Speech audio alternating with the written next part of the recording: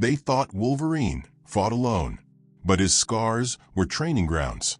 While the Avengers were saving cities, Logan was building warriors in the shadows, not to protect the Earth, but to take it back from them. When Thor arrived, they were already waiting, and Captain America finally asked, "What did we do to you, Logan?" The wind howled like it had a voice, somewhere between a scream and a memory. High in the shadowed peaks of the Hindu Kush, a black jet sliced through the clouds, masked from every satellite, every radar. Inside, Tony Stark stood with arms crossed, armor on, but not activated. Beside him, Black Widow studied a flickering hologram of a figure in yellow and black. Logan. The file was old, too old, and redacted to hell. "Tell me again why we're tracking a ghost," Stark muttered. "Logan's off-grid. Leave him off-grid." Natasha didn't answer immediately. She just zoomed in on a satellite image, blurry but clear enough. A column of smoke rising from a glacier. No known base, no village, no trail, just a heat signature shaped like a skull, with 3 claw marks slashed through it. "He's not hiding," she finally said. "He's preparing." The Quinjet landed with barely a whisper. The mountain was death itself, wind sharp as blades, oxygen thin, and not a single sign of life. Until they saw the door. It was carved directly into the stone.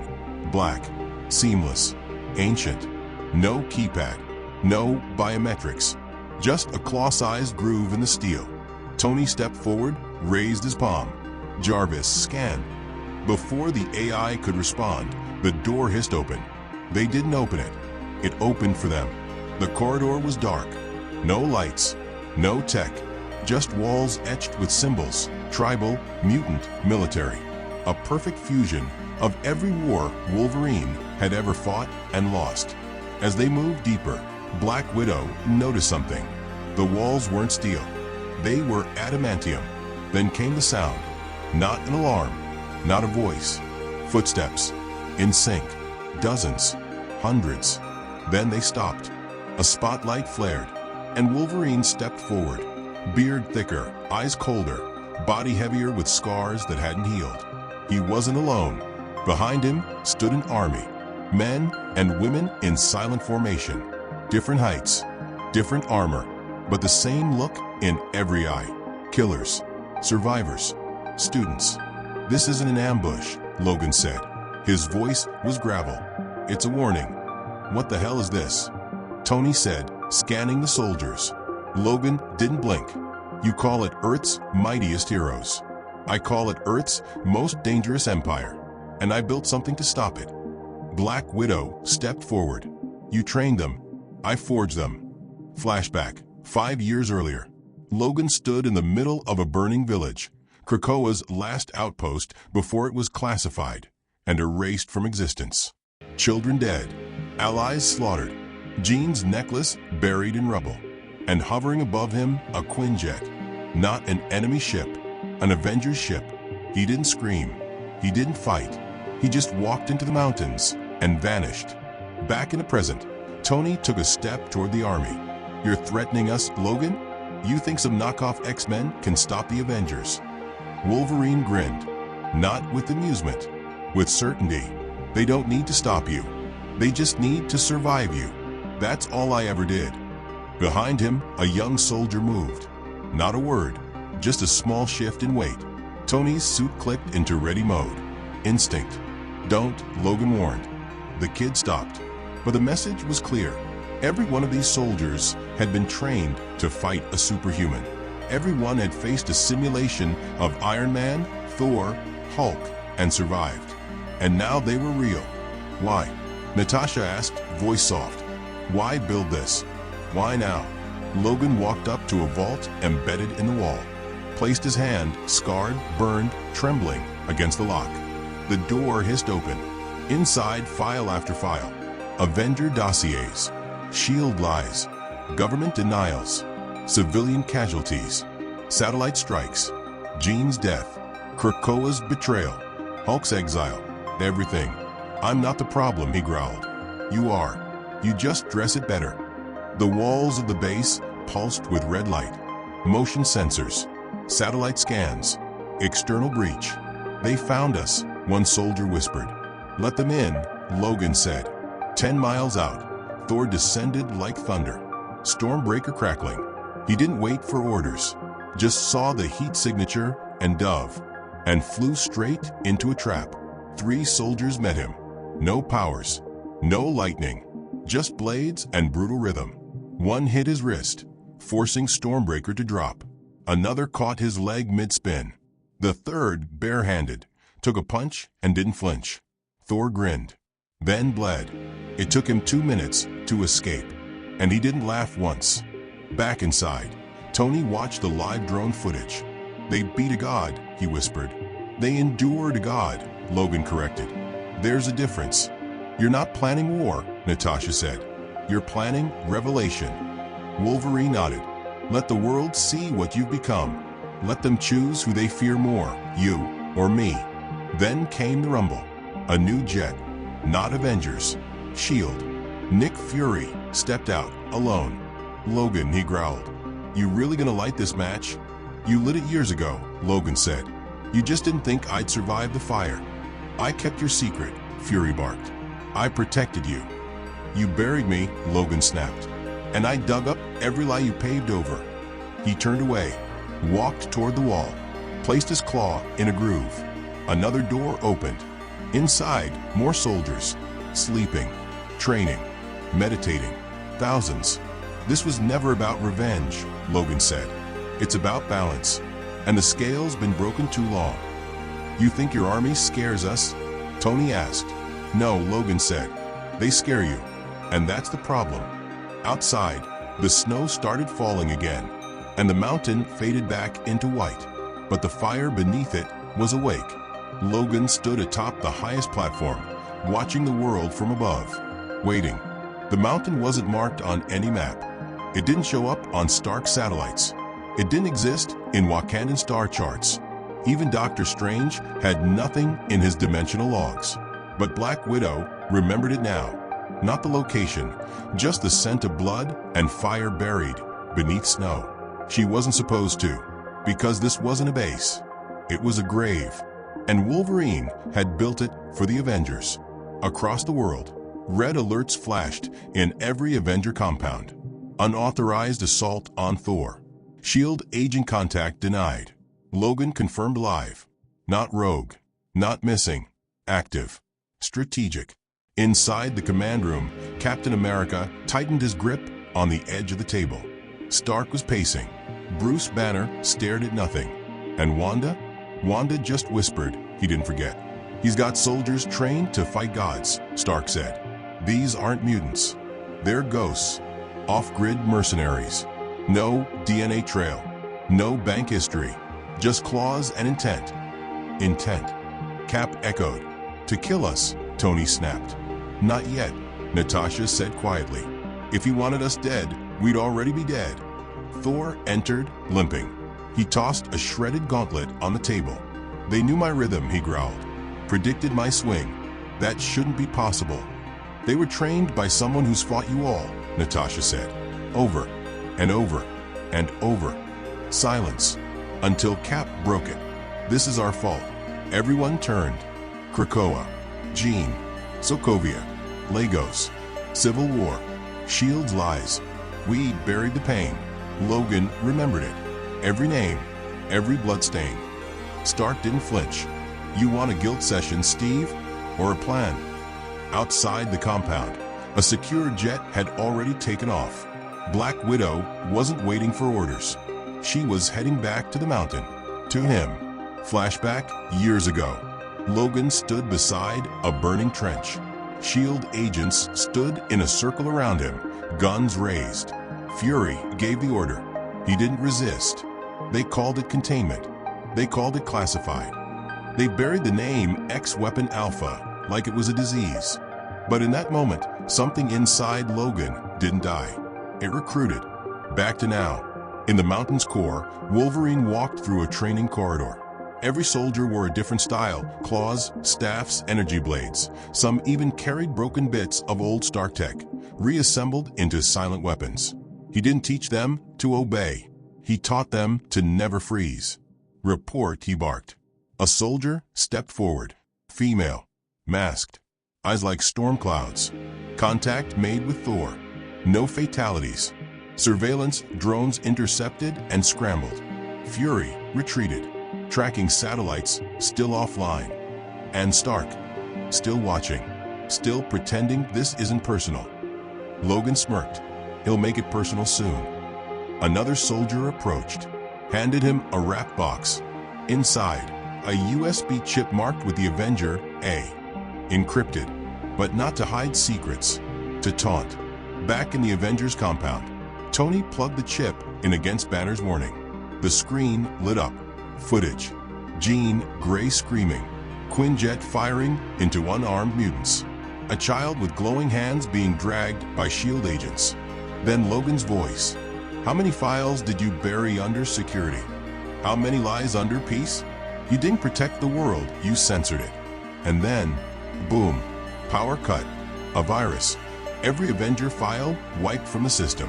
And a new message on loop. We're not the threat, we're the reaction. Cap threw his shield across the room. It cracked the wall. This isn't just an army, he said. It's a tribunal, and we're the ones on trial. In Wakanda, Shuri detected seismic motion under the Hindu Kush. Not earthquakes, tunnels, mass movement. The army was no longer waiting. It was moving. Tony activated protocol vaults. Rows of Iron Legion suits awakened, each tagged with names. Hulk counter, Stormproof, Wolverine limit. You built suits to take us out? Steve asked. I built suits because someday I knew we'd lose control. And what if you did? Natasha asked. Then I'd want someone to stop me, Tony said. Suddenly, boom, the eastern wing collapsed. Sirens. 3 of Logan's soldiers had breached the compound through the ventilation shafts. They weren't here to kill. They were here to tag the walls. Spray paint. One word. Truth. And a symbol. A claw. Slashed through the Avengers A. Natasha landed in front of them. Blades drawn. One soldier stepped forward and pulled off her mask. She wasn't 20. She was 15. Eyes terrified, but unshaken. He said you'd be the only one who hesitated, she whispered. And Natasha did. Because this child had scars on her arms that matched Hydra brands. A child Logan had found. Saved. Trained. To speak through survival, not violence. The girl held out a tracker. This leads to him. Alone. 1 hour. No weapons. No satellites. Why? Natasha asked. Because you were his only friend. He said you'd come, even when no one else would. In a hidden valley beyond the mountain, Logan waited by a frozen lake. Snow falling slow. Silent. When Natasha arrived, she didn't speak. She just tossed her comm to the ground. They think you've lost it, she said. I haven't lost anything, Logan replied. I've just remembered everything they want to forget. So you build a war machine? No, Logan said, stepping onto the ice. I built witnesses. The war machine was already here, wearing red and gold, holding hammers, throwing shields, tearing up cities for peace. Natasha stepped forward. What happens next? Logan's claws slid out with a slow metallic snick. Next, he growled. The world decides if the Avengers are its heroes or its mistake. Above them, invisible to the eye, a satellite blinked awake. Stark's override failed. Because Logan didn't just build an army. He hacked the sky. Captain America stood still. Not at attention. Not in defense. He stood in regret. The walls of the Avengers compound were still vibrating from the blast hours ago. Logan's soldiers hadn't stayed. They didn't need to. They left one message. This wasn't revenge. This was a reminder. Steve Rogers stared at the spray-painted symbol again. A claw tearing through the Avengers A. It didn't feel like vandalism. It felt like a verdict. You ever think we were wrong? He asked quietly. Bruce Banner looked up from the burned-out monitors. Which time? Krakoa. Sokovia. Civil War. How many times did we choose the mission over the man? And how many times did the man become the mission? Bruce muttered. Thor said nothing. He just turned and walked away. Tony Stark was underground, building. Not suits. not weapons. A failsafe. What are you doing? Natasha asked him. What I always do when the world falls apart, he replied. I build something to stop it from falling harder. She looked over his shoulder. He was coding something into a lock chamber labeled Project Silencer. Is that for Logan? No, he said flatly. It's for whoever's left after this is over. Elsewhere, beneath New York, in a hidden tunnel once used by the Morlocks, a broadcast room flickered online. Logan's soldiers stood silently. At the center, the camera turned on. Wolverine stepped into the frame. This isn't propaganda, he growled. This is confession. Footage began to roll, declassified from S.H.I.E.L.D., leaked from old Xavier backups, stitched together like a murder board of truth. A child screaming as Iron Man's drones misfire. A mutant imprisoned in Wakanda's underground vault. Jean Grey's death from friendly fire. A S.H.I.E.L.D. black site where Banner was kept sedated for months. And then Wolverine's voice again. You called us weapons, then turned us into myths, then replaced us with machines. Now, we remember. The video broadcast across every network, hijacking frequencies embedded inside phone apps across TikTok, YouTube, Meta, X, and even the Starknet. The world was watching, and the Avengers had no answer. Cap slammed his fist against the glass of the command room. This is out of control. He's not trying to win. He's trying to tear us down publicly. Because we built this publicly, Natasha said, and buried everything else privately. Banner pulled up a file Logan had leaked, marked with Cap's clearance level. Inside, a letter from Jean, dated 2 days before her death. I don't think I'll make it. Logan's planning to leave. Don't stop him. If he stays, they'll kill him too. Cap's hands trembled. He had read that letter and ignored it. I thought we were saving her, Steve whispered. You were saving your command structure, Natasha replied. Jean was just collateral. Somewhere in Cairo, Spider-Man swung through a burned-out tech market. Logan's army had left another symbol. But this one was different. It had Peter's mask on it, mangled, bleeding, framed. Back at Avengers Tower, the tension was boiling. He's baiting us, Tony said. He's leaking truth, but he's pushing us to act like tyrants when we respond. It's a psychological war. Then let's not play, Banner offered. Too late, Steve said. We already built the game. That night, Steve Rogers went alone. No shield, no suit, no tracker. He walked into the same mountain pass the others feared. And at the summit, just like the soldier had promised, there was no battle. Only Logan, sitting on a stone bench, drinking whiskey beside a fire. You came alone, Logan said, not looking at him. I came to apologize, Steve said. Logan finally turned his head. Too late. I know. Silence. Only the fire cracked. You buried me, Logan said. And not even with a tombstone. I was a soldier, Logan. We both were. You were a poster boy. I was a weapon. Steve dropped something by the fire. It was his shield. I'm not here to fight. I'm here to listen. Logan stared at it. You can't undo what's been done, Cap. No, Steve said. But I can admit I helped build the machine that crushed you. Logan didn't flinch. He just looked out at the stars. I buried too many friends. Watched too many cities fall. Watched too many Avengers become executioners. Then help us fix it. Logan turned, eyes glowing in the firelight. Fix it? You don't fix systems like this, Steve. You burn them. Suddenly, crack. A shot rang out. A sniper bullet shattered the whiskey bottle by Logan's hand. Both men rolled to cover. Above, drones swarmed. Stark's voice echoed through hidden speakers. Cap, get out now. They're not targeting you. What did you do, Tony? What I had to. You walked into a kill zone. Logan growled. So much for peace. He clicked a hidden device. Instantly, the entire mountain lit up with cloaking field drops. Hundreds of soldiers, already positioned, revealed themselves in silence. They didn't fire. They waited. Because this wasn't just a mountain anymore. It was a city. Stark's drones locked in. Missile pods aimed. Inside Stark Tower, Pepper watched as Tony hesitated over the launch command. Tony, don't. He'll never stop, Tony muttered. Neither will you. Above the mountain, Thor hovered. Lightning crackled at his fingertips. Cap screamed into the calm, "Stand down. This isn't the way."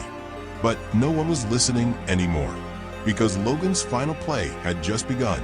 A signal lit the sky, an ancient mutant distress beacon, and from every continent, others started to rise. The mountain was no longer hidden. It glowed like a heart ready to explode. The world was watching. But Tony Stark? He was building something no one was supposed to see. Deep in the vault under Avengers Tower, he activated a chamber labeled Protocol God's Bane. Not even Cap knew about it. Not even Pepper. This was his last resort. A synthetic AI-triggered armor built for one mission only. Neutralize Wolverine. Jarvis blinked red. "Sir, this may violate 26 Accords." "Yeah," Tony whispered. So did Hiroshima. In the mountains, Logan stood over a cliff. His army stretched below, like shadows ready to move. Suddenly, the clouds above ripped open. A red and gold blur exploded through the sky. But this wasn't Iron Man. It was a weapon. The armor was sharper, meaner. Its voice wasn't even human.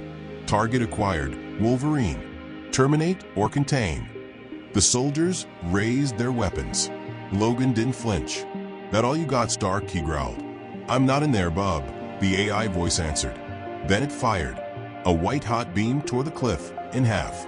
Dozens of Logan's soldiers were blown back. But Logan? He ran through the fire. Clang. Adamantium claws met Stark's deepest nightmare. God's Bane armor, built from celestial fragments and powered by an artificial symbiote core. But it stumbled. Wolverine didn't stop. Didn't think. Didn't slow. He tore the armor's faceplate off and spat in the exposed core. "You forgot something, Tony. I don't quit." Back at Avengers HQ, alarm screamed. Jarvis spoke calmly. "God's Bane has failed. Wolverine is still active." Stark turned, jaw clenched. "Initiate fallback plan. Fallback requires mutual consent." He sighed. "Get me Cap." Steve answered, his face already bruised. "He sent God's Bane? I sent hope," Tony barked. "No, you sent fear. And Logan eats fear for breakfast." "What do you want me to do, Steve?" "Invite him to brunch." Silence. Then Steve simply said, "I'm going to him." Meanwhile, in Wakanda, Shuri and Banner stared at satellite footage. Something was wrong. Another army was forming. Not Logan's. Not Avengers. Something else. Shuri zoomed in. "Who gave them this tech?" Banner leaned in, and his face turned pale. "That's Stark tech," he whispered. Back in the mountain, Logan limped from the wreckage. His soldiers stood silent. He didn't speak. He just looked at the sky and saw it coming. "He's not stopping," Logan muttered. "He's accelerating it." "What is it, sir?" asked one of the soldiers. Logan narrowed his eyes. Phase 2. Smoke. Fire. Silence. The mountain wasn't a mountain anymore. It was a battlefield buried in ash. Wolverine stood alone, shirt torn, claws bloodstained, half his face burned. Around him, the wreckage of everything. His soldiers, the AI drones, the Avengers' last weapon, gone. Above the smoke, a Quinjet hovered. It didn't land. It opened its ramp, and Steve Rogers jumped out. No parachute, no shield, just a soldier walking into judgment. He landed hard, stumbled, then stood face to face with Logan. They said nothing, until Cap whispered, "Is this what you wanted?" Logan turned slowly. "No, it's what you made." The air between them felt heavier than the rubble. "You started a war," Cap said. "I finished one," Logan replied. "By destroying the Avengers." Logan laughed once, bitter. "You think I wanted you dead? I wanted you exposed. The gods, the genius, the banners and flags. The people trusted you," he growled. "I just showed them the bill." Suddenly, a scream. From the wreckage, a child soldier emerged, injured, crawling. Cap ran first. Logan didn't stop him. The boy clutched Cap's wrist and whispered, "We were never told to kill you, only to outlast you." Cap froze. Back at Avengers HQ, the world was divided. Some called Logan a terrorist. Others called him a savior. But one truth had landed like thunder. The Avengers had lied, and Logan had exposed it. In a global broadcast, Fury stepped forward. "We buried the truth too long. Wolverine didn't betray us. We betrayed him first." The Avengers saved the world, but sometimes they saved it from their own sins. Days later, Wolverine disappeared. No trace, no trail, just claw marks across the remains of his war. But something new had taken root. His soldiers didn't vanish. They melted into the world. Some joined S.H.I.E.L.D. Some vanished into forests and deserts. Some became watchers. Cap returned to the compound. His shield remained on Logan's mountain, buried. And in its place, he carried a book. Jean Grey's old journal. He began reading it to school children, not to teach them how to fight, but to remind them why they must never forget. In a quiet room, far from tech and war, Tony Stark stared at a monitor. Logan's last encrypted message played once more. "You built armor to protect the world. I built people to survive it. So if the gods fall again, we'll still be standing." Final scene. Somewhere far from Earth, on a moon drenched in blue light, Logan walks alone. Behind him, footsteps. A new generation follows. No flags, no names, just the ones who remember the truth and survive what comes next. Red Square End.